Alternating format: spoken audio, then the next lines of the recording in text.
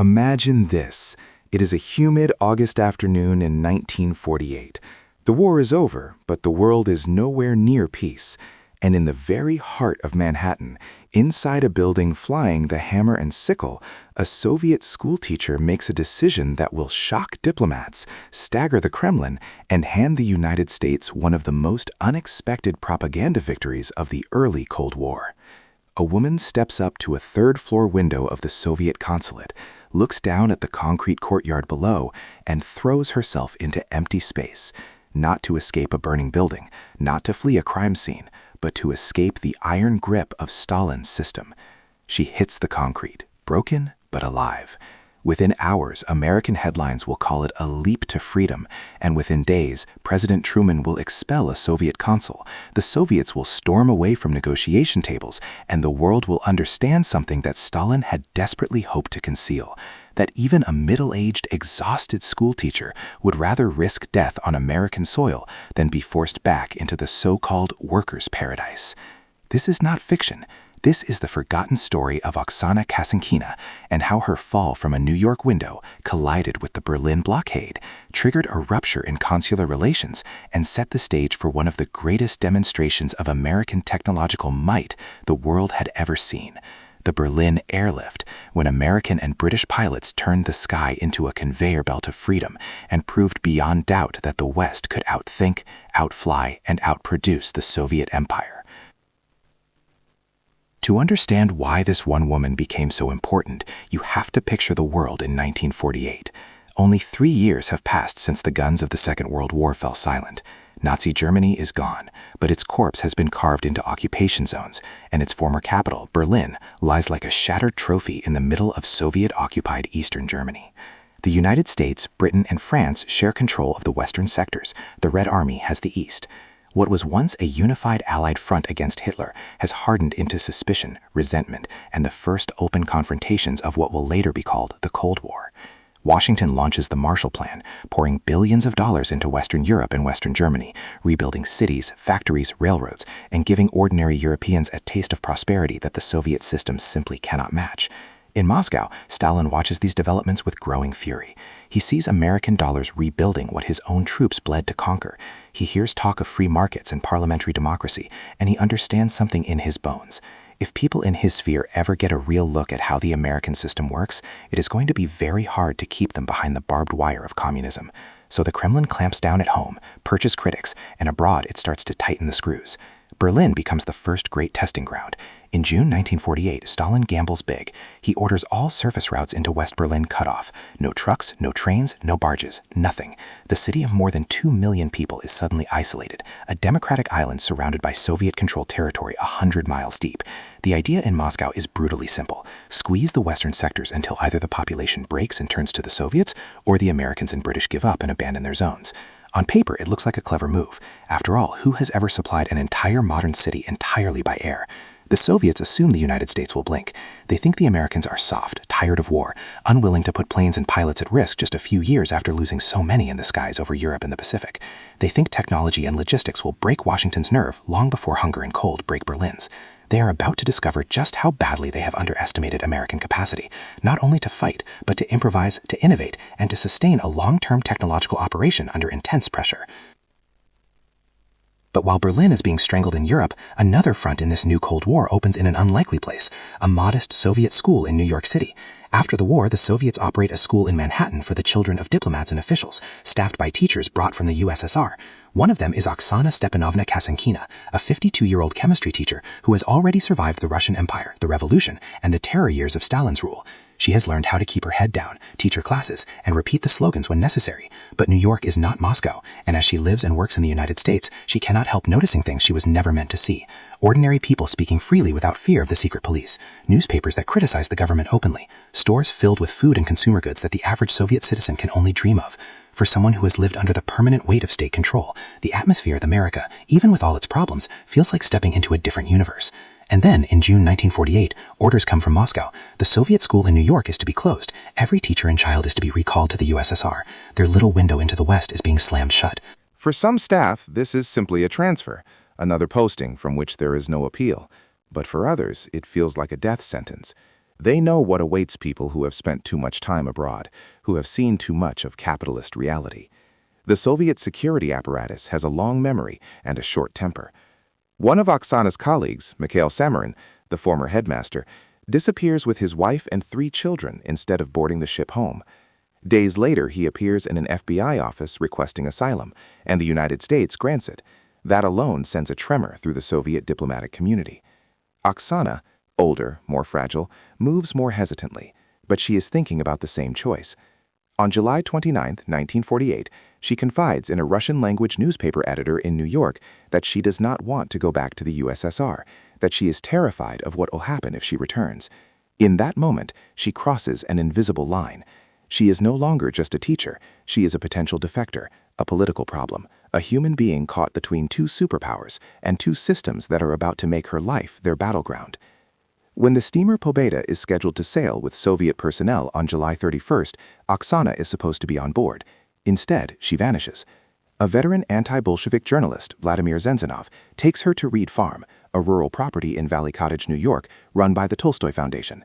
The foundation, created by Countess Alexandra Tolstaya, daughter of the great writer Leo Tolstoy, has become a refuge for people fleeing Soviet rule, including former members of the White Army and the Russian Liberation Army.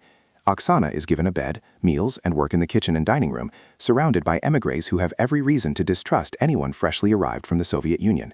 She is technically safe, out of Soviet reach, on American soil, under the care of anti-communists. To an outside observer, it looks like a clean escape, but for Oksana, nothing feels clean. She is isolated, middle-aged, in a foreign country, among strangers who whisper in corners, and whose hatred of the Soviet Union is as intense as her fear of its punishment. Within days, her mood blackens. According to later accounts and to the muddled letter she will write, she feels persecuted, lonely, and suicidal. After 5 days at the farm, overwhelmed by anxiety and confusion, she does something that will change her fate. She writes a long, rambling letter to the Soviet Consul General in New York, Jacob M. Lomakin. It is not a neat ideological statement. It reads like the cry of someone in deep psychological distress. She complains of loneliness, writes that she is in despair, hints at suicidal thoughts, and suggests she is being pressured by white émigrés, the anti-communist Russians who run the place.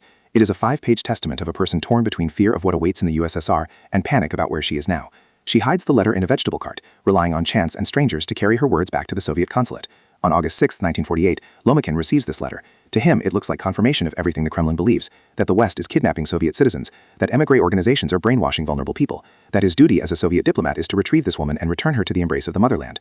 On August 7th, before heading to Reed Farm, Lomakin does something very important. He calls the New York Police Department's Missing Persons Bureau and asks for assistance, saying that he is going to recover a highly nervous Soviet woman being held at a farm. Captain John Cronin confirms that call in contemporary reports. From the consul's perspective, this is not a covert snatch operation but a lawful recovery.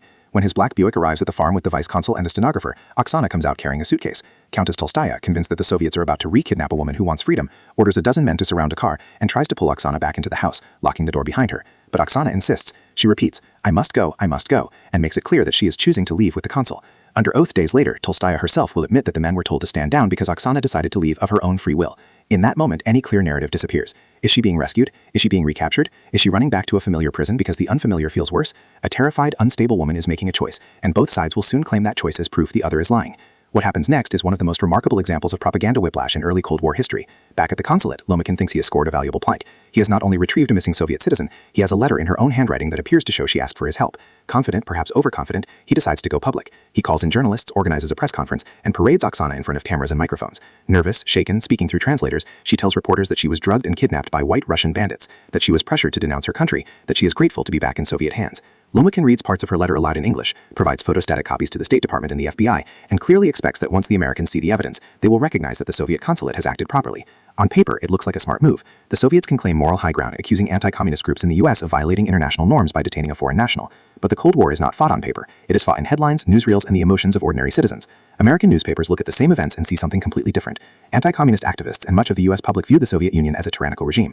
When they see a thin, middle-aged woman being marched back into a fortress-like consulate, they do not see rescue, they see re-abduction. The letter, far from convincing them, is treated with suspicion.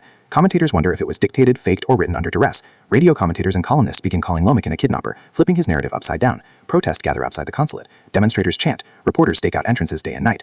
In the American imagination, Oksana is already halfway transformed from distressed schoolteacher into symbol of a person trapped between communism and freedom. At this point, the American legal system steps in. Samuel Dickstein, a New York State Supreme Court justice and former congressman, issues a writ of habeas corpus demanding that Oksana be produced in court so a judge can ask her directly whether she is being held against her will. The hearing is set for August 13. To American ears, this sounds straightforward, a test of individual liberty against state power. To the Soviets, it sounds like interference in their internal affairs and a challenge to the immunity of their consulate. For 5 days, Oksana lives inside the consulate, in a private room, apparently able to move freely within the building according to her later ghost-written memoirs. Outside, the pressure mounts. The date of the hearing draws closer. Each side waits to see who will blink first, the Soviet consulate, which might refuse to present her, or the American judge, who might back down. In the end, neither gets the chance to decide, because Oksana acts on her own. On August 12th, the day before she is due in court, Oksana Kasankina goes to a high third-floor window of the consulate. Outside on East 61st Street, life goes on. Passers-by, cars, the distant hum of the city. Inside, she is trapped in a psychological vice. She knows that if she confirms to a Soviet interpreter in court that she is content, she will eventually be sent back to the USSR and will vanish into the machinery of a regime that does not forgive hesitation. If she denounces the Soviet officials, she will have to live under the protection of émigré groups she does not really trust, in a culture she does not fully understand, as a pawn in an American propaganda war she never asked to join. For days she has written of despair, of wanting to finish with everything. Now she makes her decision in the most brutal, physical way possible. She climbs to the window, looks down into the consulate's concrete courtyard, and jumps. She falls roughly 10 to 12 meters, around 40 feet, slamming into the paved yard enclosed by fences. Bones break. She suffers severe injuries, but remarkably does not die. Soviet staff and then American emergency services rush her to a hospital in Manhattan, where she is placed under police guard and eventually questioned. For the American press, the image is irresistible. A Soviet woman leaping from a Soviet consulate to land on American ground. Newsreel companies like British Pathé rush to film her in the hospital, her body bandaged, her face pale yet defiant, as interpreters relay her words. In at least one widely circulated version, she explains that she jumped not because she wanted to die, but because she wanted to escape, that when she realized she could not get out of the consulate by any other means, she chose the window rather than a return to the USSR. The nuance of her earlier suicide notes vanishes from most popular accounts. What remains is a story made for Cold War America, a woman who literally risked death to escape communism. The impact is immediate and enormous. Newspaper headlines describe a leap for freedom and treat Oksana as a heroine. The fact that just days earlier she had told reporters that she had been kidnapped by anti-communists at Reed Farm is buried. After all, that doesn't fit the heroic narrative. What fits is this. A Soviet citizen, when given the choice between going back to Stalin or smashing into concrete in a US city, chooses the concrete. It is brutal, simple, and powerful. For many Americans, this confirms everything they already suspect about the Soviet system. For Soviet officials, it is a nightmare. They had hoped to use this episode to show American hypocrisy, to expose alleged kidnappings and manipulation by émigré organizations. Instead, one woman's mental breakdown has handed the American side what looks like a perfect symbol of communist oppression. In Washington, the Truman administration now faces a decision. Elections are approaching, anti-communist sentiment is high, the Berlin crisis is ongoing, and the Kasankina incident is all over the front pages. The State Department recommends a forceful response, and President Harry Truman agrees.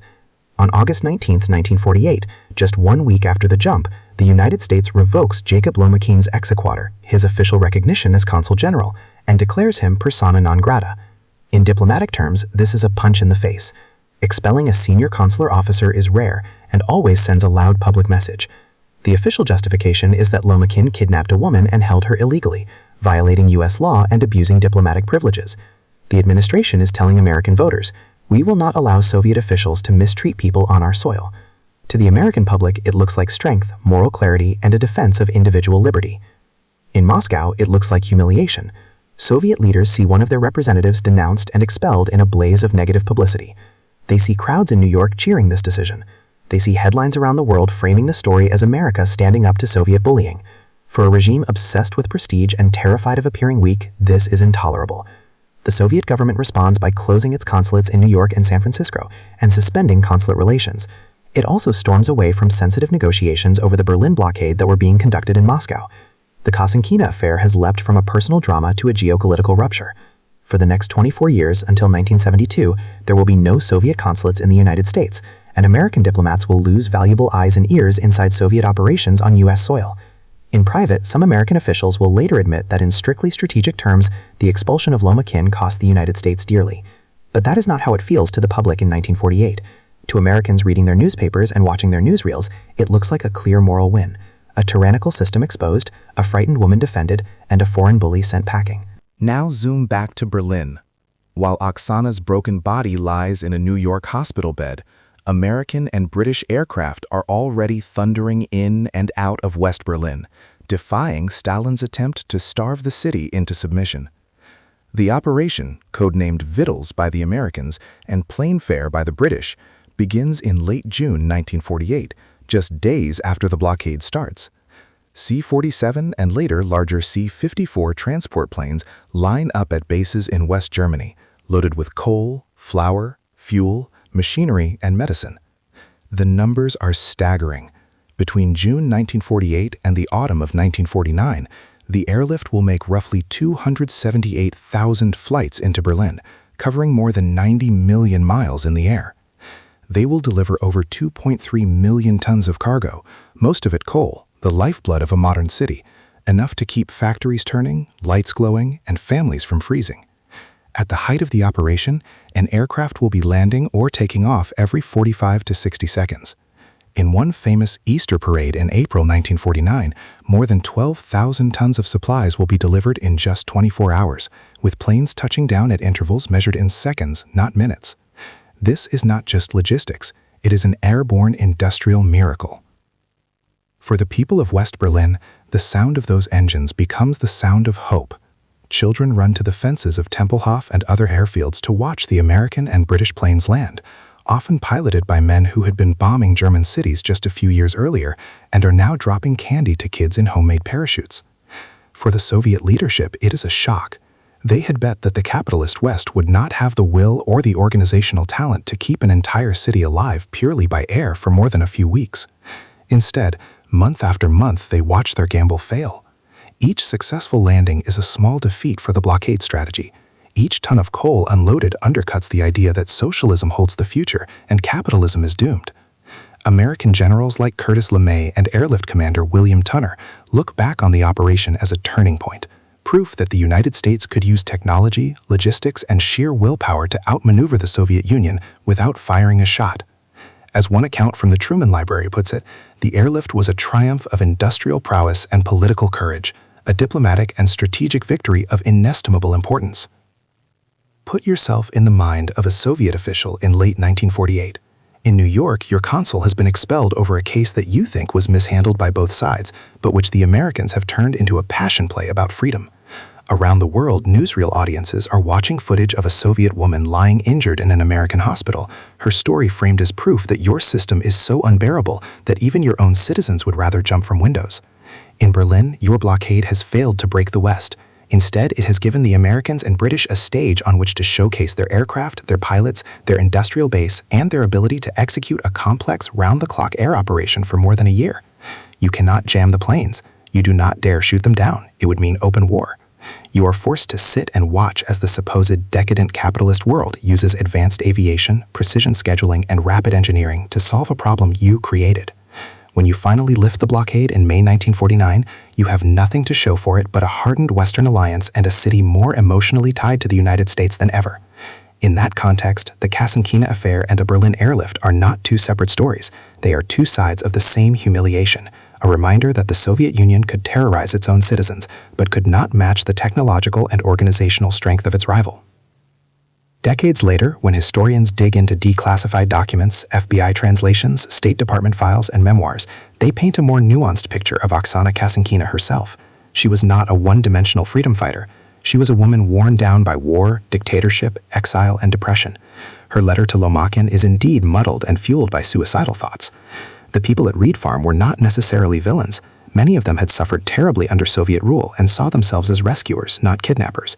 Loma Kin himself, while certainly a loyal Soviet official, may genuinely have been helping a desperate compatriot when he went to retrieve her. And in the hospital, in the first hours after her fall, some reports suggest that she also spoke of wanting to finish everything, meaning that suicidal despair was still very much part of her inner world. Reality, as always, is more complicated than any one propaganda narrative. Yet the power of the story does not come from its simplicity. It comes from what the world chose to see. American audiences saw a woman whose final decisive act was to hurl herself away from Soviet power and onto American ground, and they interpreted that act as a vote, bloody, broken, and unambiguous, for their own system. The fact that the US government then backed that emotion with a massive, sustained technological operation over Berlin only reinforced the feeling that the West, for all its flaws, was on the side of human dignity and survival. The Soviets, for their part, never forgot the embarrassment of being outplayed at both the symbolic and practical levels. In the years that followed, they poured resources into counter-propaganda, into their own airlift capabilities, into anything that could help erase the memory of the time when their consulate became a stage and their blockade became a showcase for American aircraft. What makes the Kasankina case so fascinating today is that it captures the essence of the Cold War in one intertwined narrative: a frightened individual caught between systems, a local incident exploding into an international crisis, and a technological contest that reveals deeper truths about power. On one side, an empire that relies on secrecy, intimidation, and control, confident that it can manipulate the story until a single jump from a window exposes cracks in its image. On the other, a country that is far from perfect, that sometimes overreacts diplomatically, that makes decisions that its own diplomats later second-guess, but is willing to spend millions of dollars, fly hundreds of thousands of missions, and mobilize its industrial base not to conquer territory, but to keep a city alive and to prove a point about freedom. The Americans did not win this episode because they were morally flawless. They won because, when confronted with Soviet pressure, they leveraged what they did best: logistics, aviation, publicity, and the language of individual liberty. So when you tell this story to an American audience today, you are not just recounting an odd footnote about a woman who jumped out of a building. You are inviting viewers to step into a moment when the whole world was watching to see which side had the will and the capability to shape the future. You show them a teacher from Smolensk who became an unwilling symbol in Manhattan, a consul who misjudged the media battlefield, a president who chose confrontation over compromise, and pilots who lined up in the clouds over Berlin to turn steel and fuel into hope. You remind them that the Cold War was not only about missiles and tanks, but about stories. Stories told in newspapers, in newsreels, in whispered conversations, and in the silent arc of a human body falling from a third-floor window. And you invite them to feel what millions felt in 1948, that for all its risks and costs, the American bet on freedom and technological daring was something to be proud of.